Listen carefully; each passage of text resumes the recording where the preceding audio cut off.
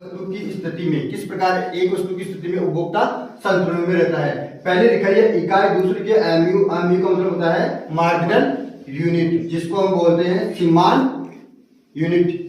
दूसरी होती है कीमत, जिसे हम प्राइस से कह सकते हैं। एक वस्तु होती है जिसकी कीमत क्या होती है, फिक्स दे रखी है, यानी फिक्स दे रखी है, और एमयू उपयोगिता में क्या होता है, परिवर्तन होता रहता है, और इकाइयों में परिवर्तन रहता है। जिस प्रकार हमने ये डायग्राम बनाया है, इस डायग्राम के माध्यम से बताया गया है कि किस प्रकार एक वस्तु की स्थिति में उपभोक्ता संतुलन में रहता है। दूसरी वस्तु, जैसे इसमें डायग्राम में बना रखा है वाई एक्स से, एक्स डायग्राम से बना रखा है कि 1 इकाइयां दे रखी है, वाई पेज बना रखा है जिसके अंदर आपको प्राइस और वस्तु की स्थिति बता रखी है।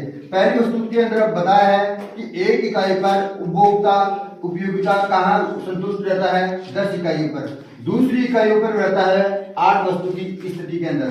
तीसरी स्थिति में रहता है जो 6 यूनिट इकाइयां हैं वहां पर संतुलन रहता है। पर उपभोक्ता वास्तव में कहां पर संतुलन रहता है, जहां पर उसकी इकाई, उसकी कीमत, उसकी उपयोगिता दोनों क्या रहे, समान रहे, वहां पर उपयोगिता यानी उपभोक्ता संतुलन में रहेगा।